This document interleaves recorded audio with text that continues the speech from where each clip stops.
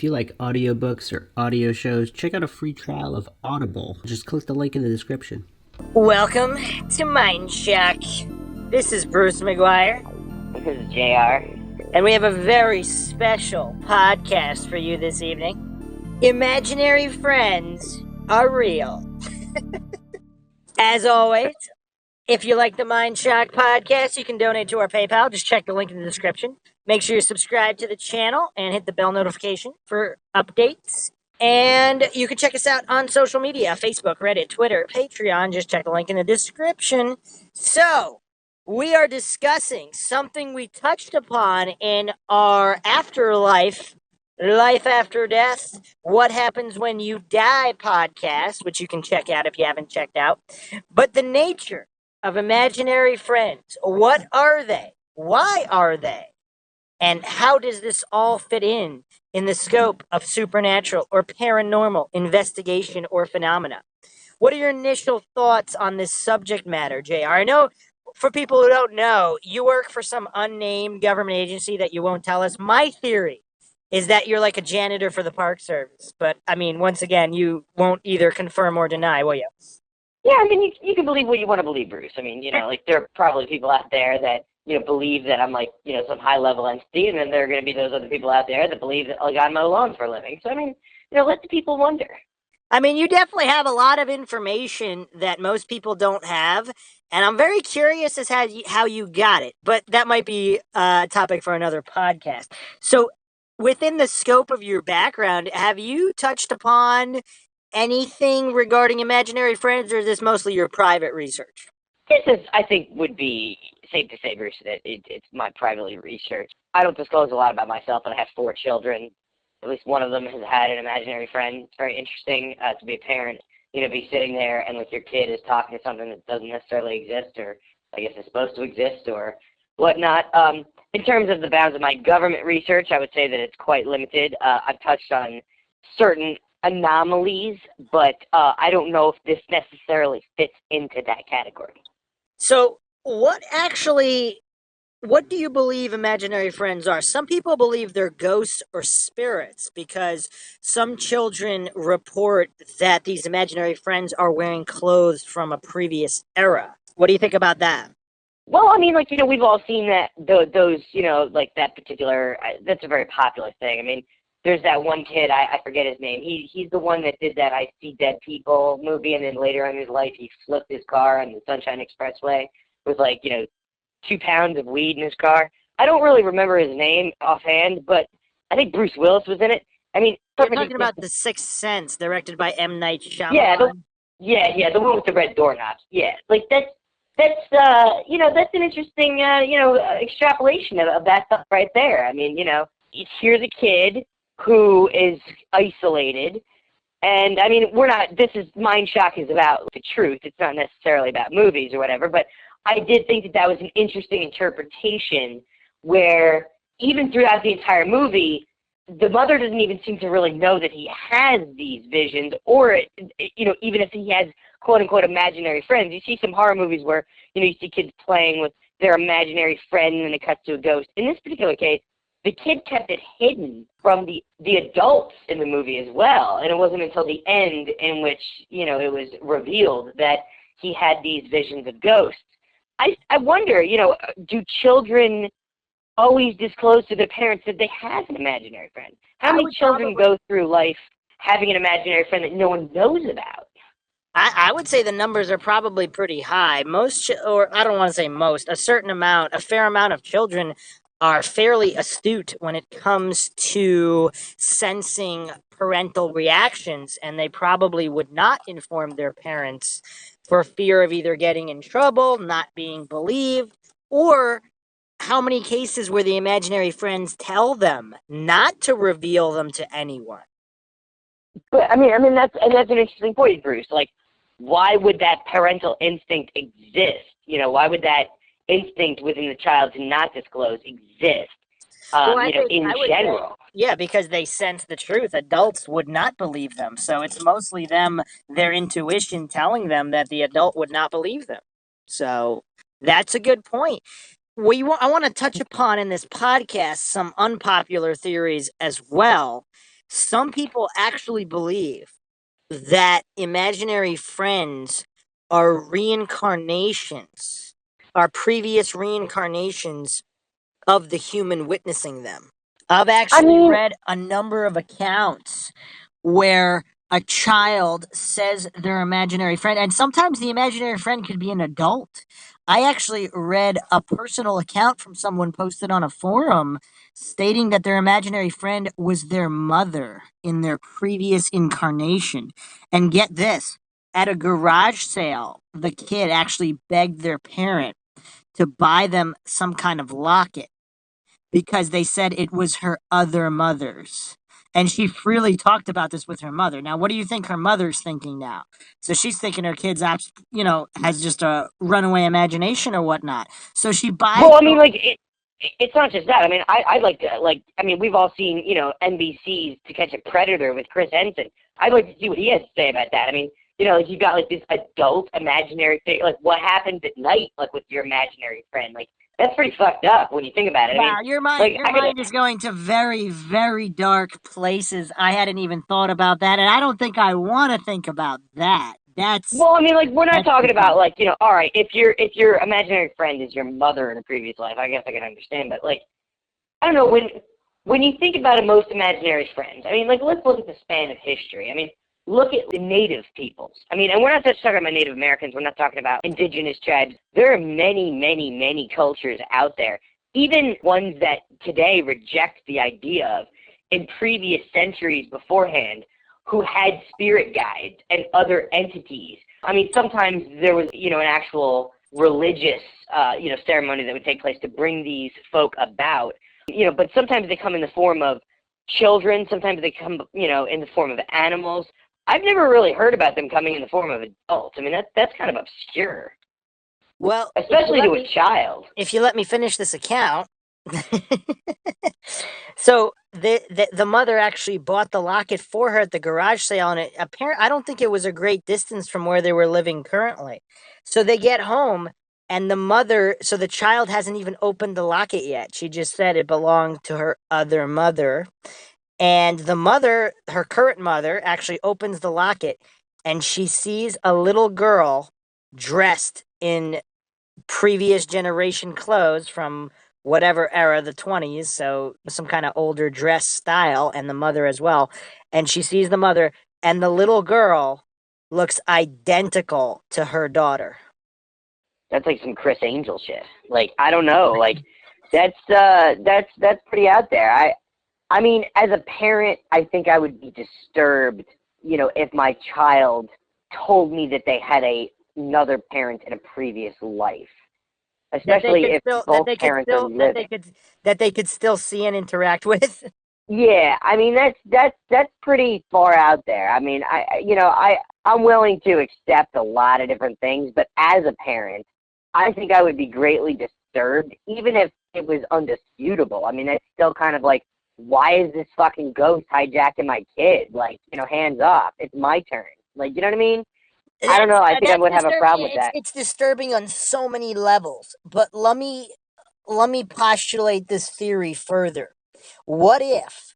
So children, a lot of ghost sightings are by children. A lot of phenomena are witnessed by children. Some people who believe in reincarnation theorize that children, before their memory is developed and new memories sort of usurp the memories from your previous life. You actually made this point in our Afterlife podcast. How come you can't remember your previous life if your goal is to have X amount of reincarnations before you accomplish what you need to accomplish as a soul and ascend to the next level, the next plane, heaven, whatever it is, depending on your belief system? What if everyone is capable of remembering their past life, but only to a certain point? Like, let's say only for 1, 2, 3, 4, 5, 6, maybe 7 years, and that's it. And as you make new Well, memories, it pushes the old memories from your previous life out of your brain by whatever chemical processes that we still don't know about exactly. So what if all children can actually remember their past life, and adults, or even let's go even farther into conspiracy land. Do you have your tinfoil hat on, and does it need adjustment? But what if modern society, if once again we talked about the archons, did you go to your archon screening yet, or did you not schedule that yet? No, I have not gone to my Archon screening yet, but I will. I mean, like, Okay. it's So actively being if pursued. the archons are keeping all the souls trapped in some kind of recycle matrix deception machine or whatnot, and they're if the whole world is kind of set up to make the child believe that their imaginary friends are fake or imaginary and they grow out of it, then they'll forget and that'll be out of their thoughts. What if society was engineered a different way? What if they were encouraged to share their beliefs, which might be true and not made up or just haven't used? Like, think about the phrase, oh, it's just an overactive imagination. What if it's not? I mean, I know we're going really far out there here, but these are But is it conversations. really, is it really that far out there, Bruce? I mean, like, when you think about it, like, I mean, look at the Native Americans. Like, the Native Americans strongly believe in spirit guides. Like, a lot of times, individuals' names, were named not just necessarily after specific events or specific people, but also, in conjunction with the way that they utilize their spirit guide. So is it really that far out of the realm to say that there was belief systems that exist, or existed that encouraged that type of behavior Would you say a and spirit? just don't now? Would you say a spirit guide is similar to a guardian angel or a spirit I that mean, watches over you? it's possible. I mean, but again, like, it could also be tied into an imaginary friend. It's an entity that you can't see that doesn't live within the third dimension, or maybe you can see them, but others can't. So I don't see difference. I mean, I think guardian angels. I think the only difference here is the belief system of the individual mixed with the belief system of the imaginary or invisible entity. There are certain people out there where they have imaginary quote unquote friends that tell them to kill people. You know what I mean? Like, and again, like, this spans deeper. What if imaginary friend trickles down into hallucinations, or, for example, like, most people that have actual hallucinations or are classified, in a psychiatry sense of having hallucinations are auditory. There are those that have visual, but, like, are they really hallucinations, or are they just able to tap into a sense, through another portal that, other people can't access? And if that's the case, in certain cases, people have more than one voice that they talk to. So, I mean, is it possible to have more than one imaginary friend? Oh, well, I believe so. We're getting into really murky waters here. But do you believe certain people with these auditory hallucinations, some of them say they hear the voice of God and God tells them to do things. What's the difference between that and an imaginary friend? Are these just different manifestations? Or, once again, we've talked about this on numerous podcasts before, but what's to stop someone from, let's look at it this way. If these are demonic entities, then they would, once again, archon like entities, they would want to leech fear or negative emotion off of you, as in a parasitical sense. So, some imaginary friends are in the sense of guardian angels that look out for people and they look out for you, that would certainly point to them not being negative demonic entities. So there are certain Christian belief systems that believe all ghosts are demons, aliens are demons, any kind of monsters or everything is demonic. So I'm not sure if that's true or not. Once again, I'm not taking sides here. We're just theorizing. We're going down every rabbit hole, examining Well, what could be the truth, what could also, not be the truth. a lot of those organizations have a very strict doctrine, and a lot of them also believe that, like, media and, like, a lot of other things are demonic as well. Well, if the And those archon come from the real world. if the archon conspiracy is true, then they're right. Yeah, well, I mean, going back to, like, what you previously stated, though, I mean, it's a very interesting question because, I mean, like, again, I think that there's a line there, and, it's a very gray area line. There are people that believe that they can communicate with God, and then there are people that, have auditory hallucinations that believe that they actually are a God. So, I mean, I don't really know the difference there, but I will say that there are plenty of people, a lot of key figureheads, within the foundation of religion believe that they could, physically communicate or had a special connection with God. in which, God sent the messages and they responded accordingly. I mean, that's in every religion going back, a great deal. I mean, not necessarily every specific religion. There are those that simply just worship the earth and, what it is. But I don't really know how to answer that question effectively because I don't really know the difference. I'm not, any kind of psychiatrist, and I don't really, this isn't my area of expertise per se, but I wouldn't know. I mean, there's got to be a difference between those that can talk to God and those that believe that they are God, right? Of course, I think that's a definite distinction. And we're not really going down those rabbit holes for this particular podcast since we're talking about imaginary friends. So, another point I wanted to bring up is I think it's very interesting on the exact reason. Like, let's postulate for a moment that imaginary friends are real entities. So, either they're interdimensional, they could be the trickster spirits that we talked about. I mean, even on our Men in Black podcast, I touched upon this. John Keel believed that most paranormal activity could be explained by some kind of fairy or trickster spirits that have been around older than humans on this earth, and they're just ultra-terrestrial, interdimensional type entities that manifest and use information in the witness's mind to create these phenomena for whatever reason. Possibly reasons only known to them, possibly because they're bored. Who knows? Boredom certainly, I think that's motive enough. Like, what do humans do when they're bored? They start putting chips in wolves and they track them by helicopter and all this weird, strange things that aliens are supposedly doing to humans with human abductions and all these things. So, focusing on the imaginary friend aspect, let's say these spirits are real. At what point does a child stop seeing them and why? I think that's a critical question that needs to be answered. So here is what I'm going to bring up, and let me know your thoughts on it. When a child is young, supposedly, so if they don't know the truth of the world, if society has not indoctrinated or programmed them into thinking that the paranormal or the supernatural is nonsense and it's not real, if it is real and someone convinces you it's not, think about the amount of information that the human eye and the brain can process. If you think something is normal and you look at it every day, you don't give it a second thought. So some people say, and this has actually been proven with experiments, if something too extreme is happening, the brain won't even process it.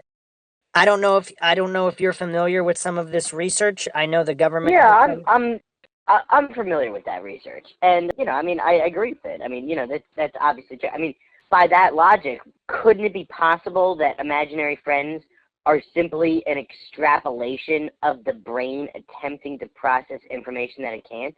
I mean, and if that's the case, then say like a 3-year-old is put through a very traumatic, trying incident. They say that produces multiple personality disorder. In this case, the personality doesn't stay within the brain. It simply is just a figment of the child's imagination. That's a Is that what very you're... interesting theory. I actually have never heard that postulated before. The split personality do occur to protect the individual from traumatic experience. So I suppose it's possible that it could be projected into an external entity for either convenience or whatever the human brain needs to do for its survival, for the core personality. I suppose that's possible. And once again, I don't want to fall for any kind of fallacies like the black and white fallacies. All these different theories could be true. So in certain cases, it could be that.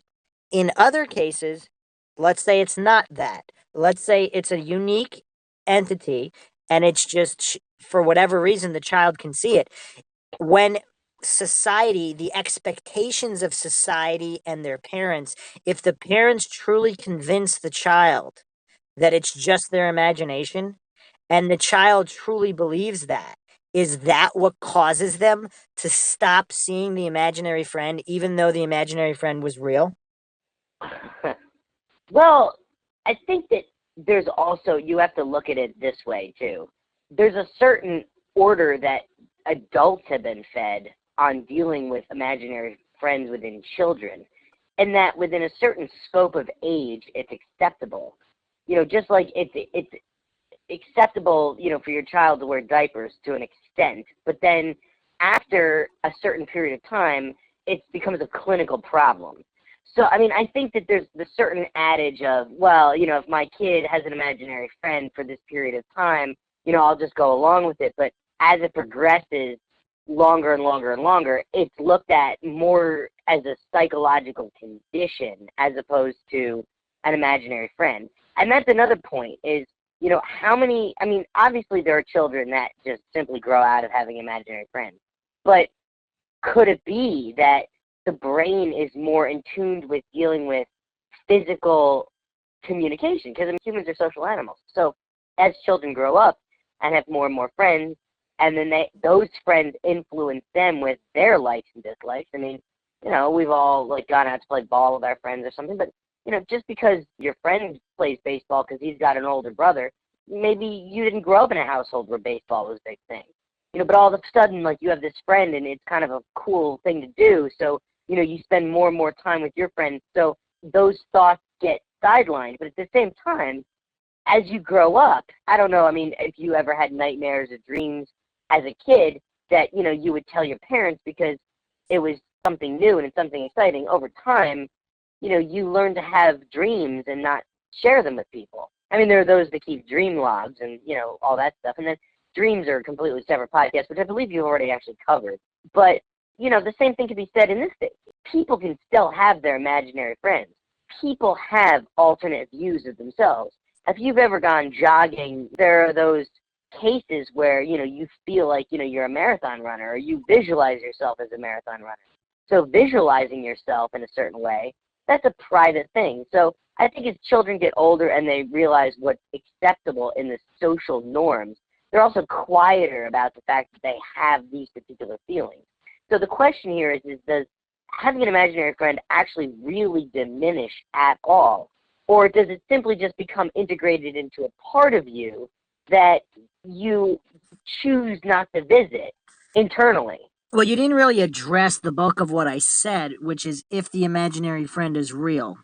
Let's say it's some kind of an interdimensional entity or a ghost, or even some people believe imaginary friends are either your future self, your future children, your future soulmate or partner, or you're just a future great friend.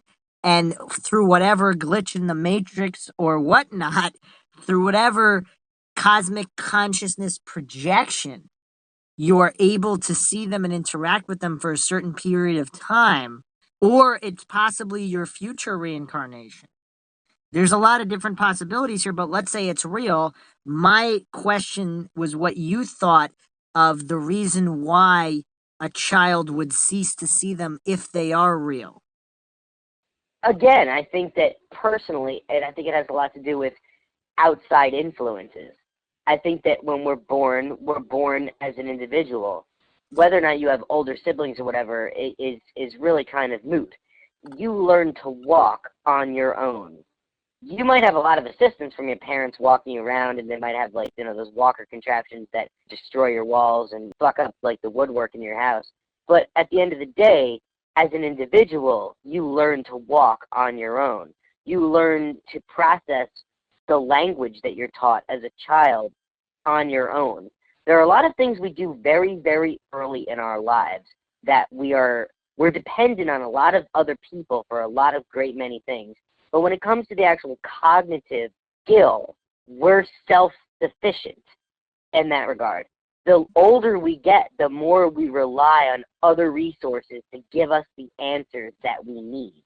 So the older that you get, I think the less dependent you become on your own cognitive awareness, so to speak. It becomes normal. Whereas when you're very, very young, you rely on every little tiny thing that you've picked up thus far. So to get back to your point with that scope in the background, I think that it's easy to forget if these things are real and they are extrapolations of yourself. They're twofold. One, they just simply become integrated into you and you become your own imaginary friend. Or the imaginary friend is effectively a sounding board within another dimension. And after you've processed enough information on your own, you simply no longer require that sounding board. What do you mean by require? Let's say the spirit is a ghost. Are you saying they stop appearing because the child doesn't require that sounding board? Like that doesn't. I'm not sure if you answered Well, my question in any capacity. it's not necessarily that, you know, if the child's a ghost. I mean, there's, again, in religion, there's the idea of ascension, and there's the idea of like the release of the soul. So at a certain point, when you've reached a certain age, having an imaginary friend may just release itself in that capacity. You may no longer need that ghost, or you may no longer want to deal with that ghost. So it just simply What I was dissipates. getting at, I mean, what I was getting at is, as a human, if you truly believe something, that will become your reality. And if you don't believe something is possible, it won't be possible. Like if someone who doesn't believe in ghosts, even if they're haunted, they're going to be, unless it's so direct and irrefutable. But if it's simply seeing somebody walk by somewhere, you're going to think it's either a real person, you're going to convince yourself it was possibly in your imagination, or you might even convince yourself that you're a lunatic and you're going insane. But yeah, but isn't an imaginary friend almost the genesis and bedrock of the imagination? I wouldn't necessarily say in certain cases. So, in the cases where the imaginary friend is simply the child using their imagination, then yes. If it's a ghost, then no. If it's their future self, then no. If it's an interdimensional entity, then no. Then it's just, is the phone you're holding in your hand your imagination? No, it's not. It's a real it's a real object. It's not your imagination. So, if these external subjects known as imaginary friends, if they are real, and if they're ghosts, interdimensional entities, your future self, your previous reincarnation, your next reincarnation, then it's separate from your imagination. Well, how do you know? How do you know that the, you know, part of your brain that processes just the imagination, so to speak, how do you know that it only processes imaginary things? How do we know that it doesn't process extraterrestrial or, you know, external interdimensional processes? I don't know that. I was saying in this particular theory, what would cause the child to stop seeing it? We can go over the other theories as well, which I've certainly brought up, which John Keel's and other theories which are all rooted in the human mind itself. I'm focused on the theory that it's an external subject. Well, I mean, but it doesn't always go away though. I did kind of answer that in effect. After a certain period of time, it ceases being quote unquote an imaginary friend and is labeled by society as a condition. So there are instances out there where the imaginary friend lingers Oh, far yes, yes. beyond. No, I'm aware of those. I'm talking about the bulk of cases where it doesn't, and the child stops seeing them due to surrounding influence. What would cause that? Is that simply when you don't believe in it, it can't be real, so the imaginary friend, it loses its grip on the ability to communicate because those communication lines are not open because they've been shut down.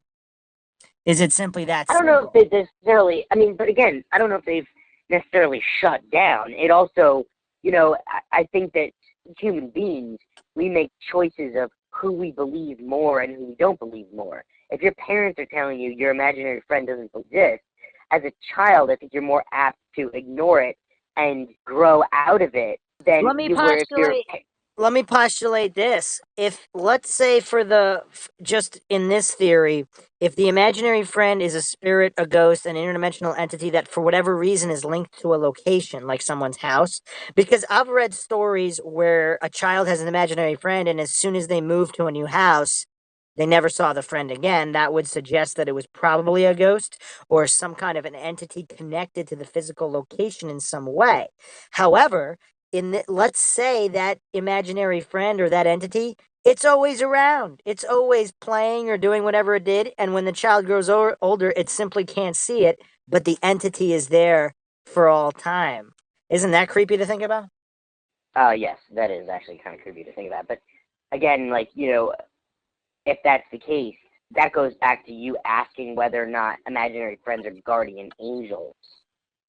I mean, Yeah, there's a lot of different theories out there. Check this. So there was this post on Reddit that I'm going to read right now. Check this out. My daughter's imaginary friend was not imaginary.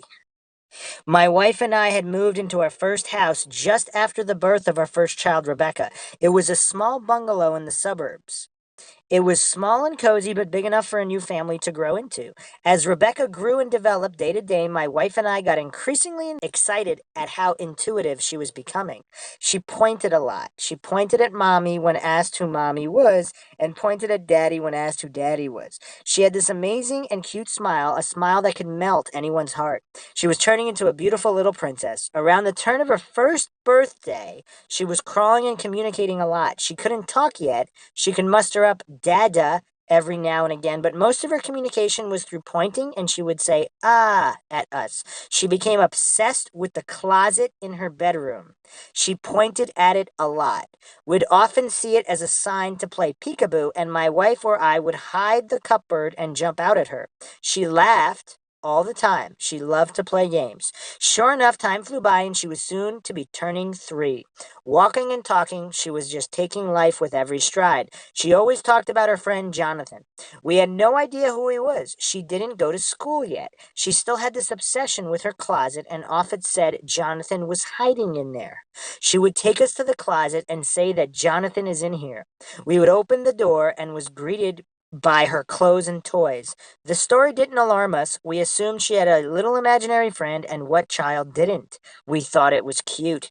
My wife was pregnant, and we were expecting in 6 months. Rebecca was outgrowing her room, and as a family, we were definitely outgrowing the house. Rebecca might have only been 3, but she was a typical female, lots of clothes and lots of stuff. My wife and I decided it was best to move to a bigger home, a home that we could bring up a family in, a home that we could hand down to our children when the time came. I recently had a promotion at work. I had a huge pay rise recently, so we thought it made sense to spend. We found a beautiful home about 8 weeks later. Our offer was accepted for it, and our home was also snapped up by a young couple not long after. Everything was going at 100 miles an hour, and before long, it was time to move. We told Rebecca we'd be moving home. She was excited at the prospect, but became upset at the fact we were leaving. She mentioned Jonathan, asked if he would come with us, and stated we could not leave him there. I was exhausted by this point. I told her he can come and live with us in our new home to keep her happy. I really didn't have time for the imaginary friend games at this point. On the day of the move, I gave the home one last sweep for any items that we might have left behind, and we left. It was a sad day for us all. We loved that home, and it will always be remembered as the place we matured and grew as a family. I gave Michael and Anne, the couple who were moving into our old place, my phone number in case they needed us for anything. I never thought they would actually need me for anything, but I thought it was a courteous thing to do. I didn't ever expect them to contact me, but about 4 months later, I had a message from Michael one Sunday. He said we had left some stuff behind. It didn't look like a lot, apparently, but he mentioned he didn't want to throw it out in case it was important or valuable. I was confused. I knew I left nothing in the house. We had all of our stuff as far as I was aware, so I text back to say it must have been his and not mine. Sorry, Eric, he said, it's definitely yours. I asked where he found the stuff, and he mentioned it was in the closet at the back of the house. That was Rebecca's room. I was extremely confused by now. I asked my wife if she had left anything in Rebecca's closet when we left, and she said no. Michael said he found it after doing some renovations on the place. He found the boxes in a crawl space below the property. We lived in that house for nearly 4 years, and I never, ever knew about a crawl space. Where was the access, I asked. There was outside access at the back, but it was covered by some bushes. But he said the access he found was from a little trap door in the closet. I asked him what was in the box. Just some old baby photos and some baby clothes, he expressed. The box just says Jonathan's on it. Well, first of all, that's a good story. And if Maxwell were here, he would say it would make a good movie. But but I mean, again, like we've discussed in previous videos, energy doesn't die. So I mean, I don't know. I don't understand the ideas of some theorize when you die, like your spirit stays in the place in which you died. Others say that it's transferred to your belongings. I guess in this story, like that would be the case. So I mean, in this particular circumstance, obviously, we're talking about a ghost. So I mean, but again, there are plenty of people out there that claim to be clairvoyant. Just the parents believing that it's an imaginary friend and not a ghost. I mean, certainly, I think that there could be a distinction there, that there are children out there that have interfaced with ghosts as opposed to children that have legitimate imaginary friends where it comes from their brain. So, I mean, this is kind of twofold. This is not necessarily, I mean, their child could grow up and, like, become psychic, hypothetically. I mean, we don't really know how that child progressed beyond the scope of that one story. Well, here's another interesting point that I don't think is talked about. The majority of people with imaginary friends do not have siblings.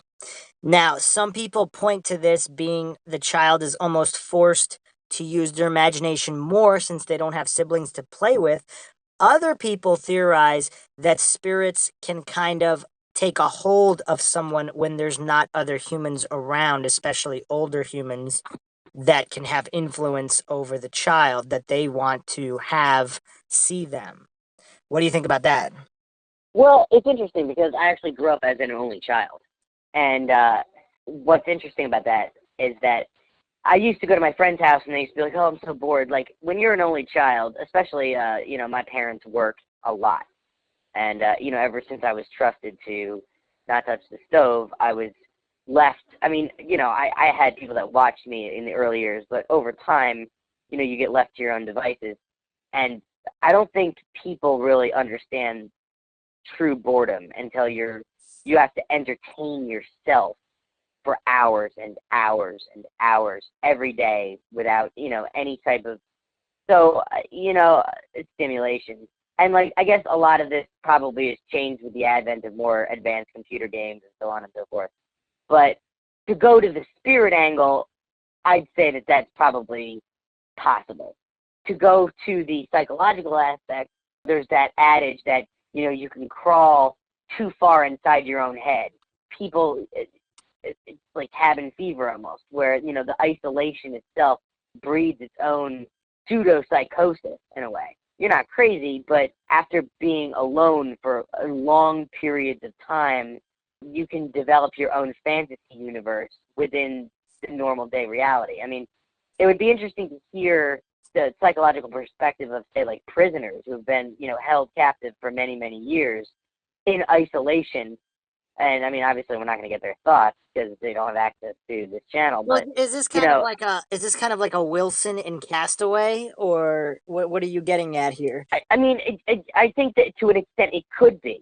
I'm not saying, again, there's always the possibility that they're actual ghosts. There's also there's a possibility that they're shadow people, but there's the fact that it's possible that it is just the mind playing tricks on itself or producing a world that's better than the one that we're in right now. We go over all these different theories on Mindshock, and what I always come back to, once again, I don't want to fall for any fallacies. Is it possible that all of these theories are true in certain cases? Yes, I think that it's very easy to label one thing as one thing. I think imaginary friend is really broad. I mean, that's kind of almost like saying you can walk. I mean, like, there's so many different perspectives. I mean, this is more than just a thing. This isn't like a creature in the woods that we're talking about that may or may not exist. In this particular circumstance, there's a lot of influences. There's a possibility of genetics. There's a possibility of psychological conditions, or predisposition based on the genetics. There's a possibility that it's an interdimensional or spiritual entity. There's the possibility that it's produced based on, like you said, only children, loneliness, or isolation. All right, There's so many different factors. let me blow your mind with another theory that I never really hear brought up in terms of imaginary friends, but it's linked to reincarnation. Are you familiar with the term twin souls? I'm not. So it's basically a take on soulmates, man and woman, who basically it's just friends, like a blood brother or a very close friend in life, souls that are linked, but not romantically, just linked closely. So you know how some people in life, they have people that are closer than family, even though they're not related. But you know what I'm saying? People that are just really close and connected. And some people go through life without having a super close friend like that, but some people do. And some people think the reason is why is because of the souls are linked for whatever way. So there's a theory regarding reincarnation. When one soul is reincarnated and another soul is in a state between reincarnation, and that is who you are seeing if you have an imaginary friend. And usually there isn't a long period of time between reincarnations, so you would only see your imaginary friend, which could be your twin soul, for just several years. So it wouldn't be a lifetime twin soul because they'd be reincarnated in a physical human body, and you wouldn't see them anymore because they would no longer exist on that ethereal plane or interdimensional plane that would make it possible for you to see them when they weren't incarnated in a physical body. What do you think of that theory? So what you're referring to is almost sort of interdimensional magnetism, where spirits find each other within different planes and are attracted to them. Yes. Or there's some kind of a link that is so strong it transcends the physical universe and enables souls to communicate with each other, even if only one of them is physical. Pretty interesting theory. Um, Yes, I mean, I think it's pretty mind shocking, is it not? I mean, at the very least, it would have made a good episode of Touched by an Angel. But like, yeah, no, I think I think that's a pretty, Wow, I completely forgot that show exists. That was a pretty popular show in the 90s, was it not? yeah, it was. Like, I still don't really understand like that whole lineup they had on that channel. But like, yeah, like that was a very popular show at the time. But yeah, no, I don't, I can't really say too much about that. I mean, I don't have any kind of special insight to that. But I mean, it's interesting because it touches on the basic senses that make sense. So it sounds like it could be plausible. I mean, it's just another one of those theories. Although I've never heard of that one before. That seems original to Mindshock. Yeah, I mean, just some background on twin souls. It's basically there's some kind of a connection. It's a little bit different than twin flames. There's two different types. There's soul mates, which is usually male and female. Although some people would even argue that certain soulmates could possibly be reincarnated within the same sex. So, depending on their time period on Earth, they could theoretically be both a man and a man or a woman and a woman. I mean, there's many different interpretations of that. But in general, for twin souls that are not soulmates or basically friends, for some reason, the divine spark of all creation has linked people because they have a some people believe you keep being reincarnated until you fulfill your life or soul goal or soul meaning to ascend. And some people also believe that with twin souls, these are souls that have a mission to fulfill together. So they'll keep being reincarnated, and somehow their mission is linked, which causes their souls to be linked. And when these people meet in the physical universe, it's not necessarily a meeting by chance. It's more so of destiny or some kind of synchronicity or something else. Yeah, but there's also a lot of that really intertwines a lot with reincarnation. There's a lot of belief systems within the ideals of reincarnation that the same spirits interact within the same grouping. Yeah. Not all reincarnation theories are, hey, you go from this to being an animal to such and such. There's a lot of reincarnation theories out there where people are reincarnated within the same group. Who might be your brother in a previous life might end up being your spouse in a later life, but the souls still remain interconnected. Yes. And let's move on to another interesting aspect of the imaginary friend phenomena, which again I don't think it's recognized enough and it's talked about enough. If we're gonna honestly discuss imaginary friends, we need to discuss all aspects of imaginary friends. So once again, some people believe they're ghosts. Some people believe it's just your imagination in your own mind. I think we need to look at testimony from adults looking back on their imaginary friend experience because there's distinct groups of people here. And I think we need to recognize these distinctions. Some people believe when they recall their imaginary friends, like they thought they were real, but they felt that the essence of this being was coming from within themselves. So I think that's an interesting point to what you were talking about before, where the mind is kind of projecting. So Yeah. it's not necessarily mean that the imaginary friend is them in any way. It's just for whatever reason it's coming through them, whether that's the universe functioning in whatever metaphysical way or not.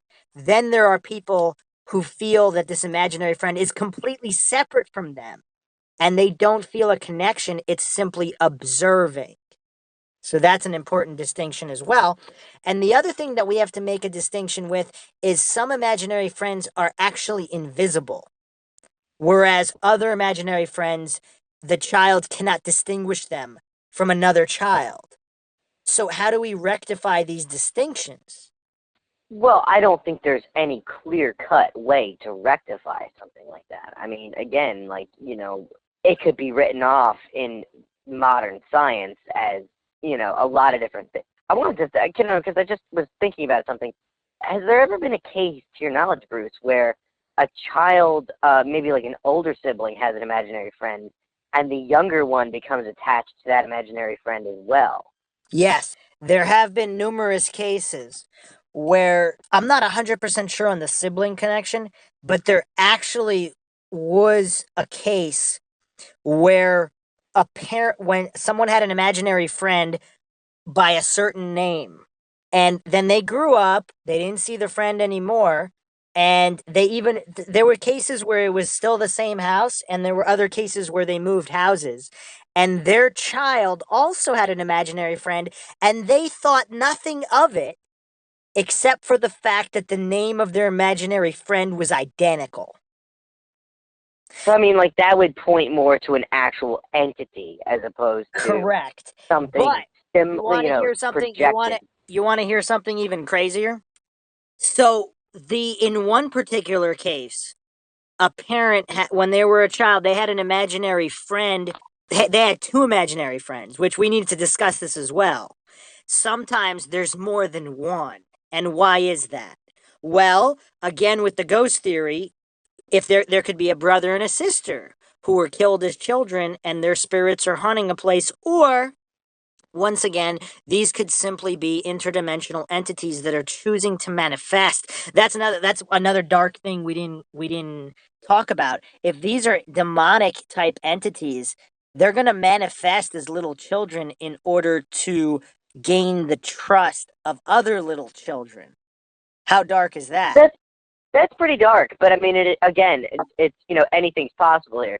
The other thing that we could throw out there is that with the birth of a life force, with the birth of a child, that child, do children, when the spirit is generated during the actual generation of a human being, for a certain fashion of time after they're born, do they still have access to the gateway of perhaps the spirit world where, I mean, depending on what religion you believe in or whatnot, but access to dimensions that are beyond the scope of the seeable dimensions for a period of time because they were recently linked to that particular dimension. That's very interesting. Yes, many people believe that young children can see beyond the veil of the universe. Upon birth, if their spirit is crossing that threshold, the closer they are in age to that threshold, the more they can still see. Whereas the older you get, the more separated you become from it, and you're kind of linked to this physical reality. So the other planes of existence or dimensions would be less visible. Yes, that's true. But let me finish my point about this parent who never told anybody about their imaginary friend. They never told them the name or what they looked like, but the imaginary friend had a sister. So these are both young children, 5, 6, 7. And when this particular individual was their age, they saw them, they played with them by the river. Okay, so I'm not 100% sure if this was at the same house but it was in the same general area. And so when they had a child, so now 20 some, close to 30 years later, they have a child who describes to them the same boy with the same name, dressed in the same old style clothes from a previous century. And yet he does not have the sister, but he still plays by the same river in the same fashion. And what this particular individual said when he remembered that he had an imaginary friend as a child, he only saw the imaginary friend playing by that river, and the imaginary friend always declined to go play inside or go somewhere else in the neighborhood. He would only play by the river with his sister. And then when this individual had a child, they describe the same boy with the same name, who also they only see playing by the river, except he no longer has the other young girl with her, which could have been his sister. Now, how do you explain something like that? It would almost make more sense if the sister was still there, right? It would. I mean, but again, like So they that. I can't mean, that really. crosses back. Can they really be ghosts? I mean, it almost points to the reincarnation theory where this particular boy, for whatever reason, he didn't get reincarnated, so he's kind of stuck, whereas the girl spirit possibly might have gotten reincarnated again. Like, how do you make sense of a story like that? That story is so out there and bizarre, especially the fact that this individual never told anybody about this imaginary friend, their name, the fact that they only play by the river. Isn't that like what do you think of this story? It's bizarre, right? Well, it's definitely bizarre. I mean, and what's interesting is that there used to be another entity there that's no longer there.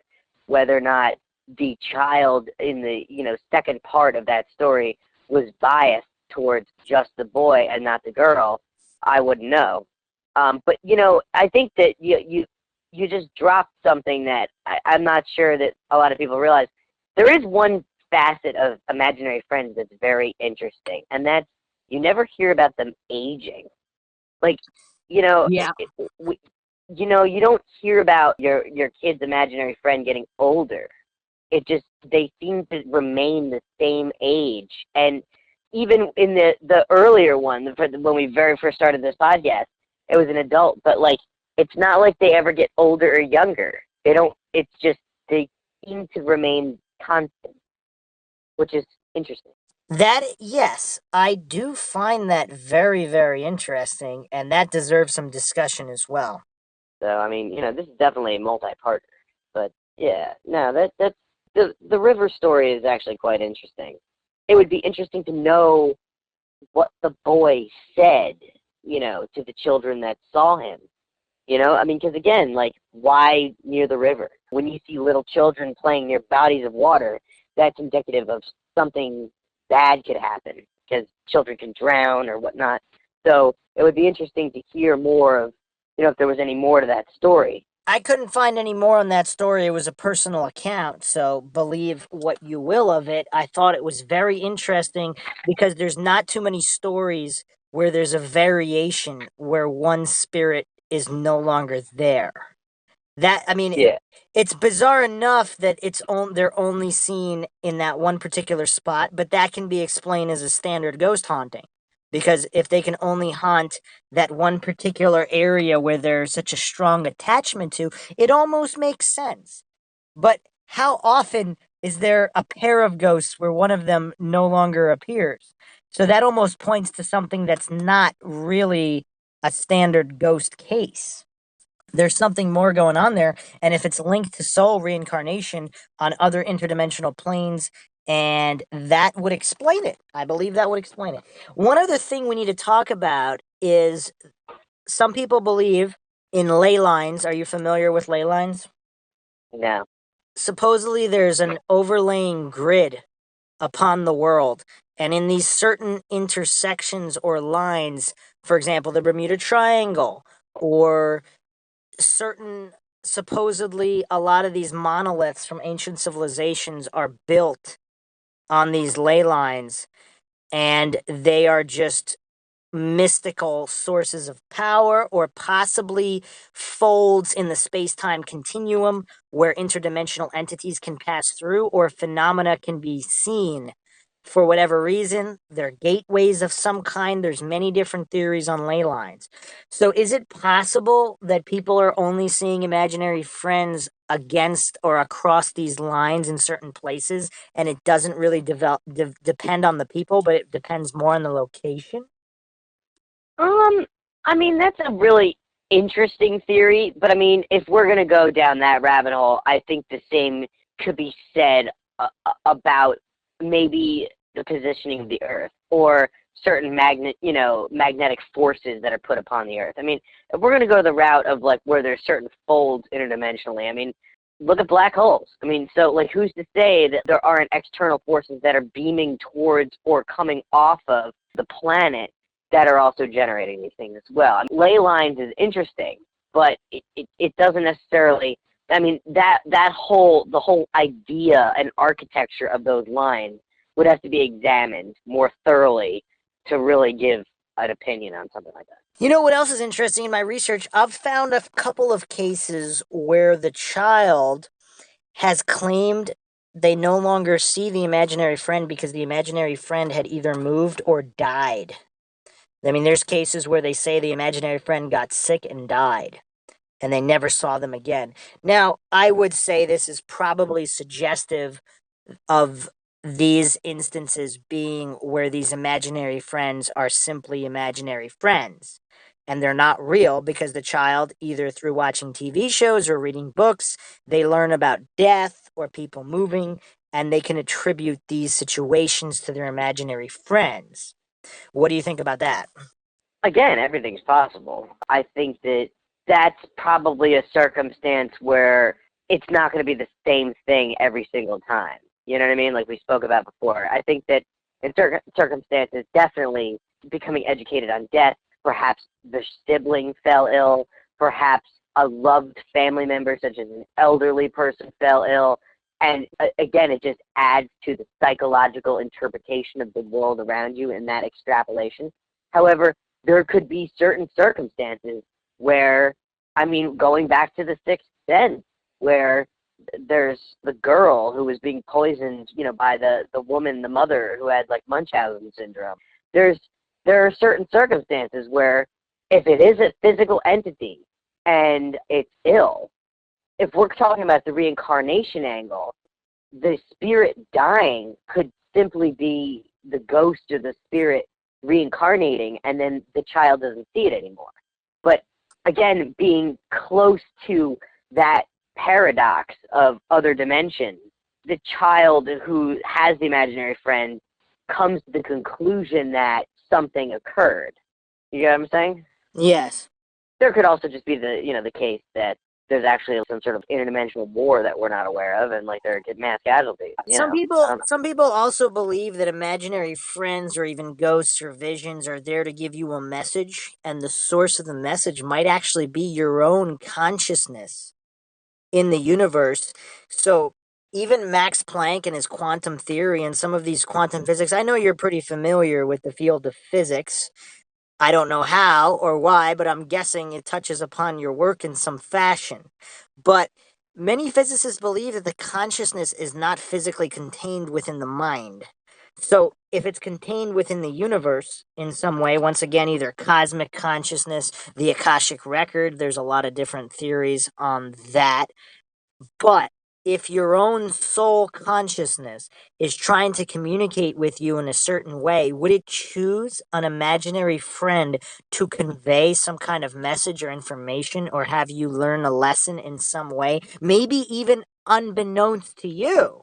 You might not even realize the information or message you're getting from your imaginary friend, but the source is your own consciousness in the universe from the cosmic consciousness sharing this with you in the form of imaginary friend.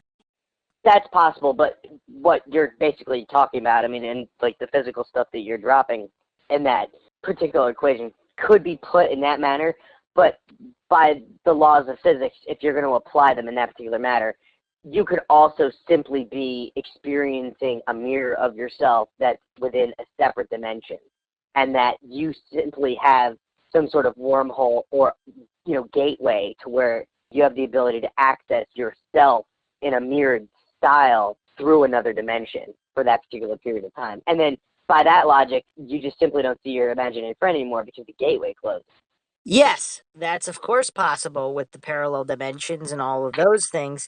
But what I proposed wasn't that. What I proposed was simply your consciousness communicating with you in a way that it chooses that would be possible for a child to understand. You know what I mean? Yeah, Like I mean, how many different ways can you communicate with a child? but I don't really think that it's isolated to a child, Bruce.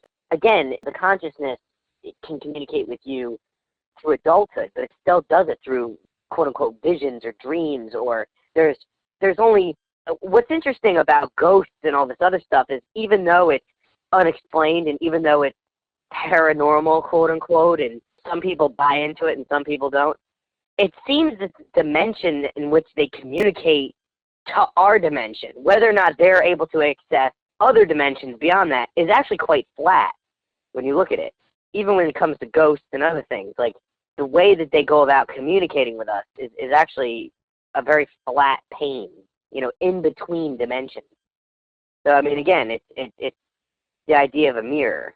I mean, whether or not when you look into a mirror, you see yourself or you see another entity or you see something, it's an extrapolation. So, yes, it's possible that your consciousness is producing something from the universe, producing something that, you could understand as a small child. But again, that points to a much, much larger picture beyond the scope of this conversation as to even why your consciousness within the bounds of the universe would be doing that. Yes, we cover a lot of mind-shocking topics on this podcast, do we not? And I'd say you get pretty far out there sometimes. But this is the Mindshock podcast, and the only thing we know for sure is that we don't know anything for sure.